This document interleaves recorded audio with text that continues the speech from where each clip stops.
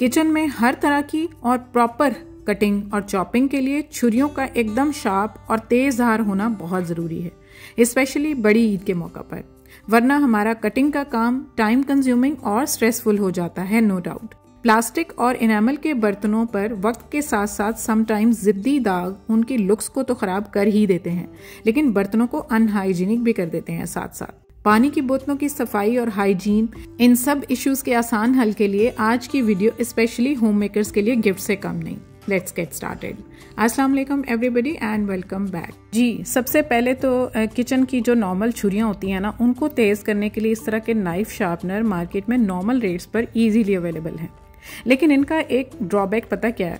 वो है कि अगर इनको प्रॉपर इनकी केयर ना की जाए और वक्त के साथ साथ इनके इस्तेमाल से कुछ अर्सा बाद इनके व्हील्स पर जंग लग जाता है, जैसे आपको नजर आ रहा है, और इससे इनकी कारकर्दगी पर काफी फर्क पड़ जाता है। इसके साथ साथ ऊपर लगा हुआ ये जो सैंडस्टोन आपको नजर आ रहा है ना, ये भी इस्तेमाल हो होकर घिस जाता है। आप देख रहे हैं कि कैसे उस पर लाइंस पड़ी हुई हैं। ओवरऑल इसकी जो परफॉर्मेंस है वो बेहतर नहीं रहती। अब एक और तरीका है मेरे पास। तो हम क्या करते हैं, हम सिरेमिक का कोई भी मग ले लेते हैं। तो मग का ये जो नीचे वाला बेस का पार्ट होता है ना, उल्टा करके ना बस उसको छुरी को आप अच्छे से फाइल कर लें, रगड़ लें, एक साइड पर एक दफ़ा और दूसरी साइड पर दूसरी दफ़ा। इस प्रोसेस को आप 4 से 5 मिनट के लिए रिपीट करें। आपकी छुरी एकदम तेज़ हो जाएगी। ये जो किचन की नाइफ्स होती हैं ना, इनको इतना ज़्यादा मुश्किल नहीं होता तेज़ करना, लेकिन इनका काम ज़रा सा भी मुश्किल हो जाए ना, ब्लंट हो जाए ना, थोड़ा सा भी इनका काम ना अच्छे से हो रहा हो, मेरा तो बिल्कुल काम ही करने को किचन में दिल नहीं करता। तो मैं इस चीज़ का बिल्कुल ख्याल रखती हूँ कि किचन की छुरियाँ जो है ना एकदम तेज़ रहें। एक और तरीका है कि अगर आपके पास घर में इस तरह के कोई अर्दन पॉट्स या मिट्टी के बर्तन किसी भी किस्म के, इवन कोई मिट्टी के बर्तन का टुकड़ा भी पड़ा हुआ है ना, तो उसको यूज़ करके ना इस तरह से आप अपनी छुरियाँ तेज़ कर सकते हैं। बहुत ही इफेक्टिवली काम करता है। थोड़ा थोड़ा पानी डालते जाएं और इसको फाइल करते जाएं और आपकी छुरी एकदम तेज़ धार हो जाएगी। आप एक दफ़ा ट्राई करके देखें। जितने मैं आपको ये तरीके बता रही हूँ ना, सारे ही ज़बरदस्त, एक से एक बढ़ के हैं। उसके बाद हमें एक और तरह का स्टोन मिलता है। ये जो एड़ियाँ वगैरह रगड़ने के लिए हम वॉशरूम में यूज़ करते हैं ना, ये मैंने एक नया किचन में रखा हुआ है। तो इससे भी ना बहुत अच्छे से छुरियाँ जो हैं वो तेज़ हो जाती हैं। हम फाइल कर लेते हैं। ये स्टोन बहुत सख्त सा स्टोन होता है, तो इसके ऊपर फाइल करने से हमारी छुरियों की धार जो है एकदम शार्प हो जाती है। इसको मैं किचन में हमेशा रखती हूँ, क्योंकि आगे तवे की डीप क्लीनिंग में भी ये बहुत काम आता है। इसकी भी डेडिकेटेड वीडियो मेरे चैनल पर मौजूद है। आप देख सकते हैं कितना इफेक्टिवली हम तवा भी इसी सैंडस्टोन से एकदम नीट एंड क्लीन कर लेते हैं। सो ये सारे टूल्स हैं, इनमें से कोई भी आपके पास है ना, तो छुरी की धार एकदम तेज होना तो मस्ट है। आप ये देखें कि प्याज बिल्कुल किसी एफर्ट के बिना अब कट रहा है। कोई भी चीज़ आप बिल्कुल इसी तरह से आसानी से काट सकते हैं। इन टूल्स का होना शर्त है, और ये कितने चीप रेट्स पर होते हैं। इसमें से कुछ तो वैसे ही घर में आ जाते हैं, जैसे मिट्टी के ये जो होते हैं पॉट, ये हमारे घर में खीर वगैरह के साथ या किसी चीज़ के साथ, चाय के साथ आना तो लाजमी होता है। इसी तरह इनामल के बर्तनों का ये बड़ी प्रॉब्लम है कि वक्त के साथ साथ, चूंकि वो थोड़े से जो उनका वाइट पार्ट होता है ना, या उनके ऊपर अगर कोई टेक्सचर बना हुआ है, स्ट्रक्चर बना हुआ है, तो उसके अंदर ना ये जो डर्ट है ना, वो टाइम के साथ साथ इकट्ठा होता रहता है, एक्यूमुलेट होता रहता है, जिससे फिर इनका बड़ा ही बुरा लग रहा होता है देखने में, और इनकी लुक्स भी ख़राब लग रही होती हैं। दिल करता है कि इन बर्तनों को बस इस्तेमाल ना करें। इनामल के बर्तन, बिलीव मी गाइज, मैंने अपने किचन में से बिल्कुल नील कर दिए हैं, सिवाय बाउल्स जो सब्जियां वगैरह काटने के लिए, वो भी अच्छे मटेरियल के मैं यूज़ करती हूँ। ये मैंने पुराने निकाले हैं सिर्फ आपको दिखाने के लिए कि इवन जो हमारी पोर्सलिन की प्लेट्स होती हैं ना, उनके ऊपर भी कुछ जंग के दाग या इस तरह करके कुछ लग जाता है। हमारे जो इवन सिरेमिक के मग या जो मार्बल के मग्स होते हैं ना, कोई भी मग्स हो, उनके बेस एरिया पर, स्पेशली अगर आपके बर्तन हेल्पर्स के हाथ में है, वो अंदर अच्छे से हाथ डालती नहीं है, अच्छे से साफ होता नहीं है। इसकी जो हाइट है वो ज़्यादा होने की वजह से बस ऊपर से पानी निकालती हैं और अंदर से इतने ये गंदे लग रहे होते हैं, और इनकी ये जो हैंडल हैं उनके इर्द गिर्द भी गंद जमा हो जाता है, और बेस एरिया पर भी। तो सिर्फ किचन में एक ही चीज़ हमें चाहिए। इनको हम कैसे साफ करते हैं मैं आपको बताती हूँ।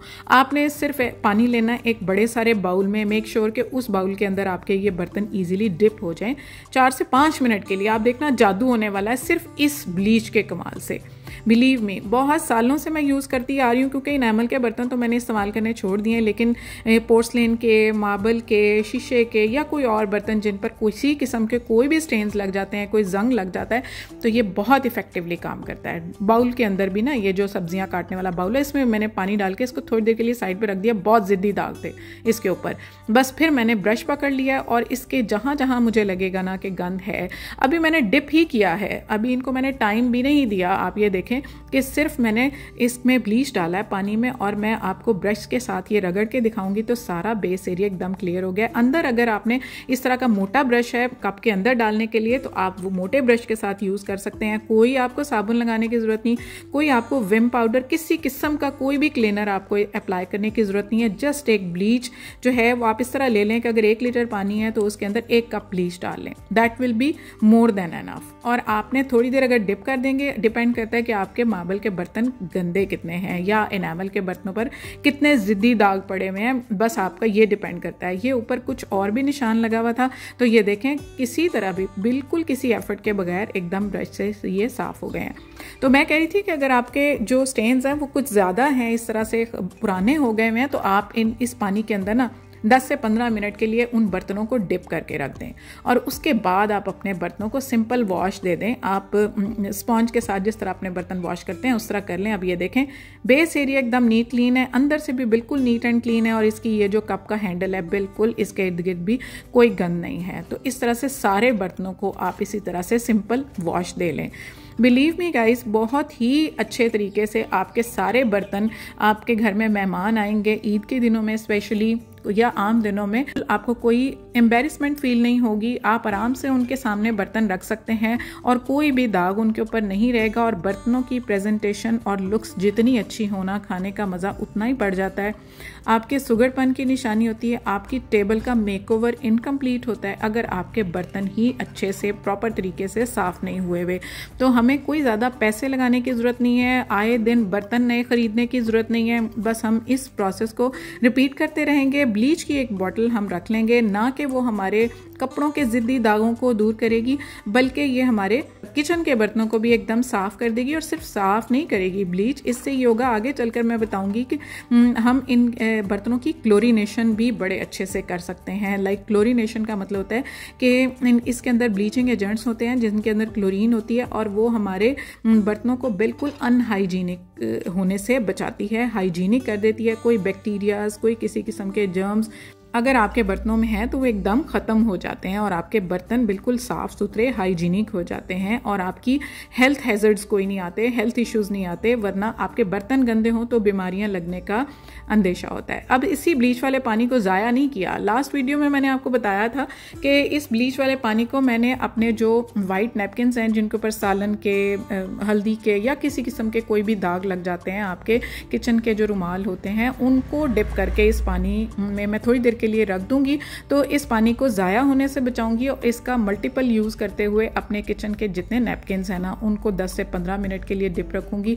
तो जो ज़िद्दी दाग थे ना वो तो इसी तरह से ही साफ़ हो जाएंगे। उसके बाद एक हल्का सा प्रोसेस मैं आपके साथ ऑलरेडी रिपीट कर चुकी हूँ कि आपने पानी के अंदर थोड़ा सा डिश वॉशिंग लिक्विड, थोड़ा सिरका और थोड़ा बेकिंग सोडा डालना है, और फिर इन सारे नैपकिन्स को आपने डिप करके थोड़ी देर के लिए बॉयल दे देना है। अगर थोड़ा सा कपड़ों वाला डिटर्जेंट भी डाल देते हैं वेल एंड गुड, वरना डिपेंड करता है कि कितने सारे दाग हैं, तो आपके ये जो नैपकिन्स हैं ना बिल्कुल नीट, क्लीन और हाइजीनिक हो जाते हैं। और हाइजीनिक इस तरह से भी क्योंकि ब्लीच वाले पानी में ये डिप रहे हैं, तो कोई भी इनके अंदर जर्म्स और बैक्टीरियाज पैदा होने की तो कोई गुंजाइश ही बाकी नहीं रही।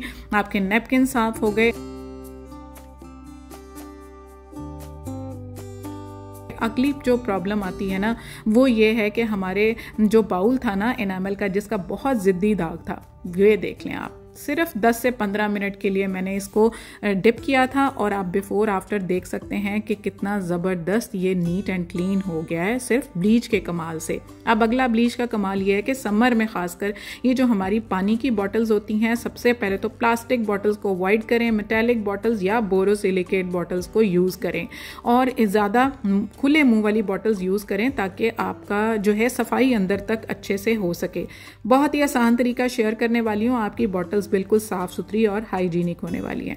सबसे पहले तो आप पॉट में पानी ले लें और वही ब्लीच, अगर आपके पास पिछला ब्लीच बचा हुआ है, अगर आपने रुमाल नहीं धोए तो आप उसी ब्लीच वाले पानी को यूज़ कर लें।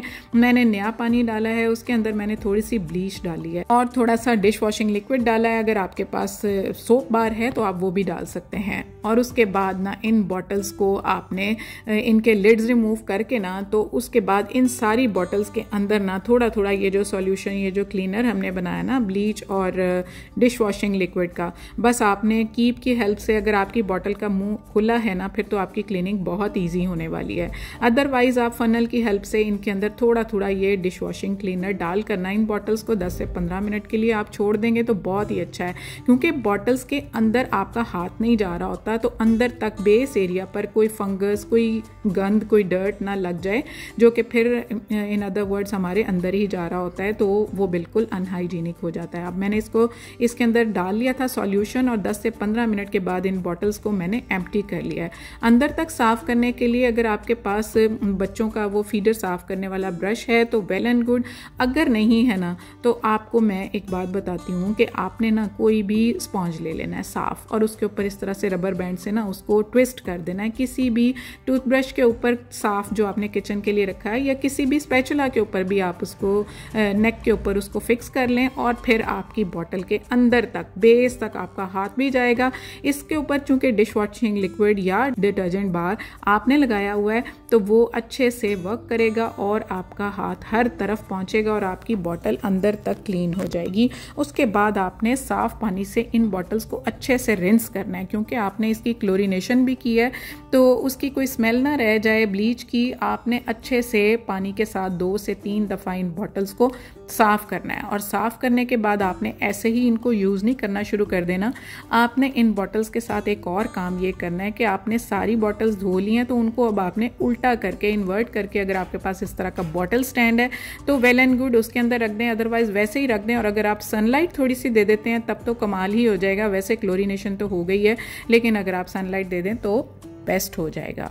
So this was all about today's video. I hope Eid के दिन के लिए आपको ये सारी जो हैक्स हैं पसंद आए होंगे। ज़रूर अप्लाई करना, और कौन कौन अप्लाई करता है मुझे ज़रूर बताएं। Subscribe Womenia ATF, lots of love, अल्लाह हाफिज़ एंड बाय बाय।